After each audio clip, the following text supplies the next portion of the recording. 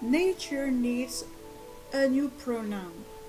To stop the age of extinction, let's start by teaching it.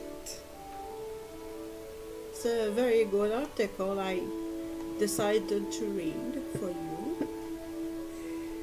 Calling the natural world it absolves us of moral responsibility and opens the door to exploitation. Here's what we can say instead. I just want to make a little comment. When we call the natural world it is as if we compare the natural world to furniture, to things that we buy. The natural world we cannot buy the natural world. Therefore, by calling the natural world it, we bring it down to stupid stuff that we buy.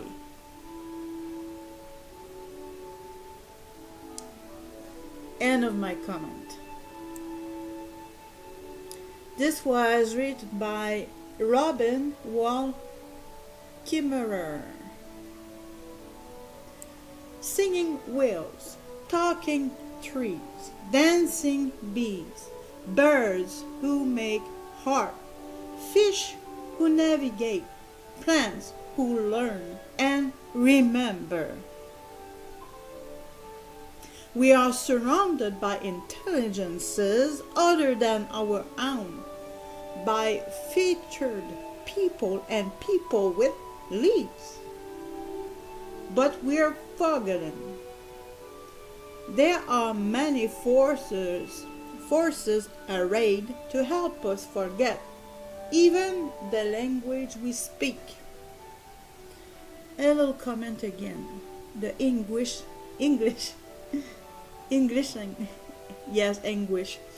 The English language is very, very limited compared to native languages. And my source is the late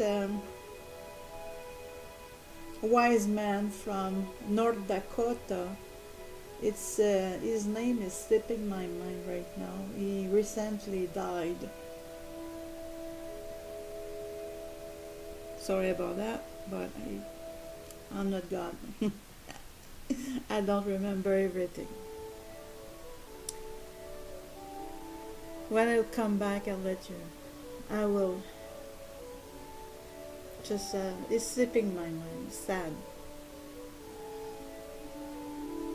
I'm a beginning student of my native Anishinaabe language, trying to reclaim what was washed from the mouths of children in the Indian boarding schools. Children like my grandmother, so I'm passing a lot of attention to grammar lately. Grammar is how we chart relationships through language, including our relationship with the earth. Imagine your grandmother standing at the stove in her apron and someone says, "Look, it is making soup. It has gray hair." We might snicker at such a mistake at the same time we recoil. In English, we never refer to a person as it. By the way, I don't, again, personal comment, I don't refer to my cat as an it because, again, she's not a furniture, she's a living being. End of my comment. Such a grammatical error would be a profound act of disrespect. It robs a person of selfhood and kinship, reducing a person to a thing.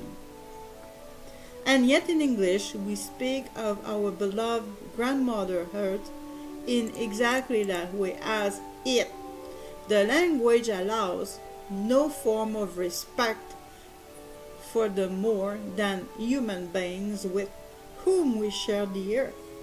In English, a being is either a human or a it. Objectification of the natural world reinforces the notion that our species is somehow more deserving of the gifts of the world than the other 8.7 million species with whom we share the planet. Using it absolves us of moral responsibility and opens the door to exploitation. When sugar maple is an it, we give ourselves permission to pick up the salt. It means it doesn't matter. But in Anishinaabe and many other indigenous languages, it's impossible to speak of sugar maple as it.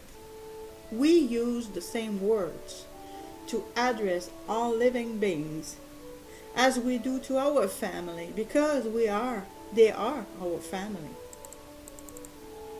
What would it feel like to be part of a family that includes birches and beavers and butterflies? We'd be less lonely. We'd feel like we belong. We'd be smarter.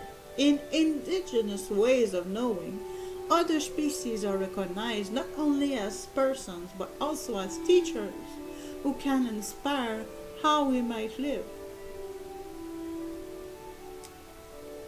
We have an intelligent, my little comment, we have an intelligent creator, and he did indeed create intelligent beings. And I will continue to say that,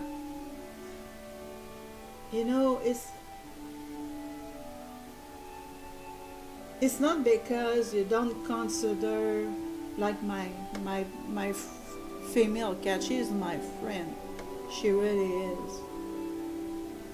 It's not because I consider her as not having a soul that she doesn't have a spirit.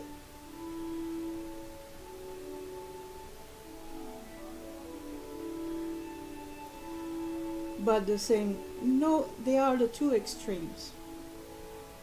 You have the extreme of objectifying everything by an it.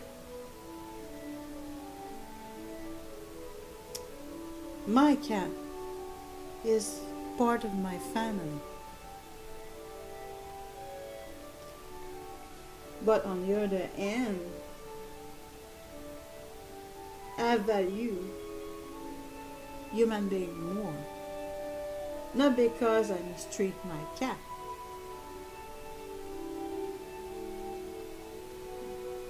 but we need to be balanced. Let's say that you would visit me and I would give my cat the same attention that I'm giving to you. I don't think you would like it. But on the other hand, objectifying animals as if they would be furnitures, or nature as it would be stupid crap that we're buying, is the other extreme. End of my comment. Well, I'm reading that article because it really does resound with me. Otherwise I would not. I don't read just for reading anything,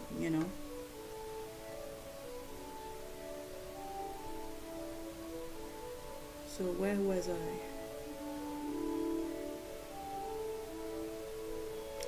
In indigenous ways of knowing, other species are recognized not only as persons, but also as teachers who can inspire how we might live. We can learn a new solar economy from plants, medicines from mycelia, and architecture from the ants. Yeah, because we have an intelligent creator who created intelligent beings, including animals and ants and plants, and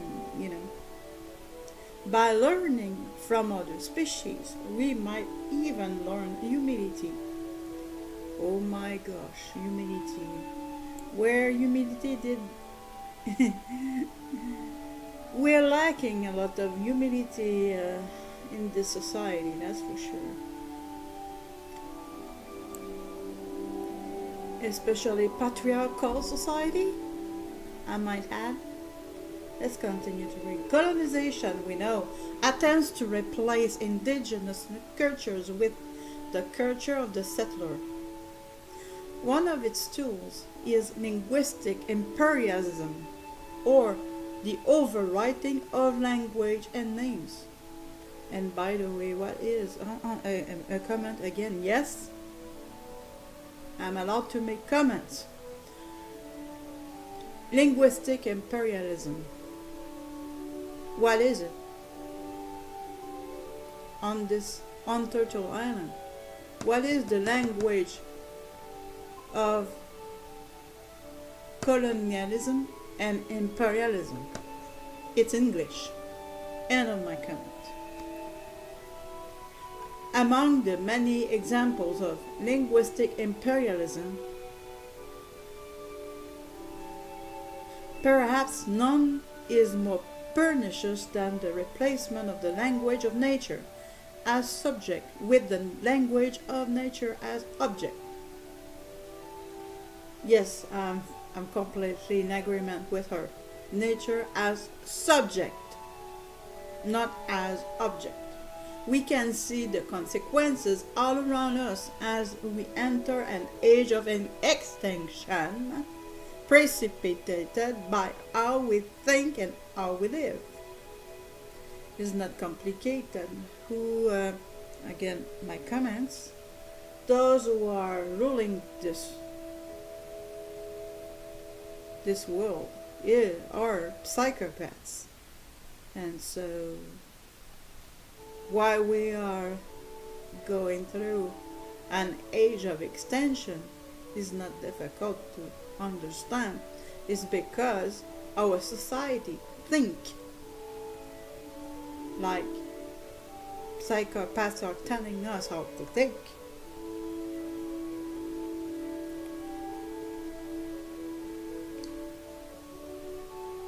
Let me make here a modest proposal for the transformation of the English language, a kind of reverse linguistic imperialism, a shift in worldview through the humble work of the pronoun.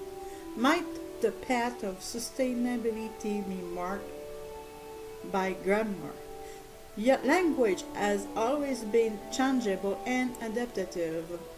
We lose words we don't need anymore and invent the ones we need. We don't need a worldview of earth beings as objects anymore. That thinking has led us to the precipice of climate chaos and mass extinction. We need a new language that reflects the life-affirming world we want. A new language which its roots in an ancient way of thinking. If sharing is to happen, it has to be done right with mutual respect. So, I talked to my elders. I was pointedly reminded that our language carries no responsibility to heal the society that systematically sought to exterminate it. At the same time, others counsel that the reason we have held on to our traditional teachings is because one day the whole world will need them. End of the quote. I think that both are true. English is a secular language to which words are added at will. But Anishinaabe is different. Fluent speaker and spiritual teacher, Stalwart King reminds us that the language is sacred, a gift to the people to care for one another and for the creation it grows and adapts to, but through a careful protocol that respects the sanctity of the language. He suggested that the proper Anishinaabe word for beings of the living earth would be Bema Diziaki. Sorry if I'm not pronouncing well because I don't know this language. I wanted to run through the woods calling it out, so grateful that this world exists. But I also recognize that this beautiful world would not easily find its way to take the place of it. We need a simple New English word to carry the meaning offered by the indigenous one. Inspired by the grammar of Animasi and with full recognition of its Anishinaabe roots, might we hear the new pronoun at the end of Be Mahadiziaki? Again, I hope I'm pronouncing right. Nestled in the part of the word that means land. Ki, Ki-I, to signify a being of the living earth. Not he or she, but ki. So that when we speak of sugar maple, we say, oh, that beautiful tree, Ki is giving us sap again this spring. And we'll need a plural pronoun too, for those herd beings. Let's make a new pronoun kin. Kai, K-I-N. So we can now refer to birds and trees not as things, but as our earthly relatives. On a crisp October morning, we can look up at the geese and say, look, kin are flying south for this winter. Come back soon. Language, sorry. It's not always easy for me to pronounce English. I'm not English. Language can be a tool for cultural transformation. Make no mistake, ki and kin are revolutionary pronouns. Words have power to shape our thoughts and our actions. On behalf of the living word, let us learn the grammar of Animasi. We can keep it between commas to speak of bulldozers and paper cliffs, but every time we speak, we say ki. Let our words reaffirm our respect and kingship with the more than human world. Let us speak of the beings of earth as the kin they are. End of the article. I made it clear when it was my comments, and very interesting. Written by Robin Wall Kimmerer, was posted March 2015. And I want also to add that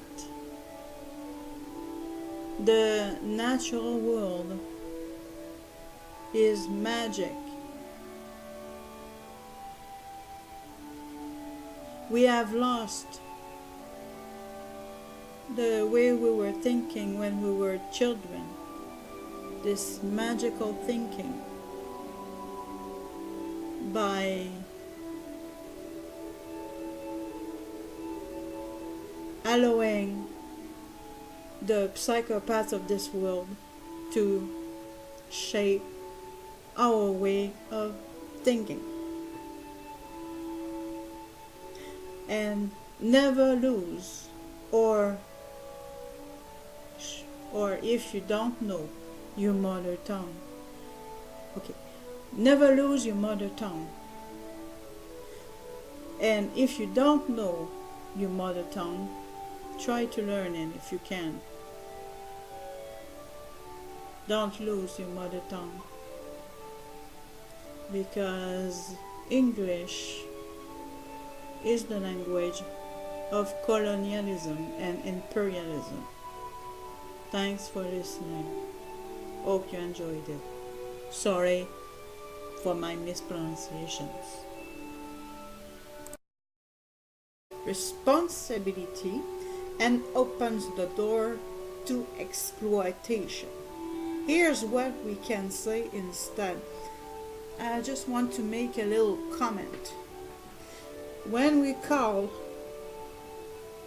the natural world it is as if we compare the natural world to furniture, to things that we own by featured people and people with leaves. But we're forgetting there are many forces arrayed to help us forget even the language we speak. A little comment again. The English, yes, English. The English language is a very. This was written by Robin Wall Kimmerer. Singing whales, talking trees, dancing bees, birds who make harp, fish who navigate, plants who learn and remember. We are surrounded by intelligences other than our by.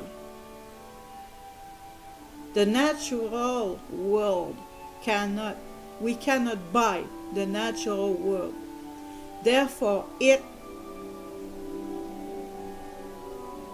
by calling the natural world it, we bring it down to stupid stuff that we buy.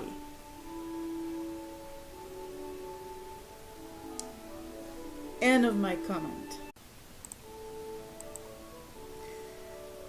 Nature needs a new pronoun.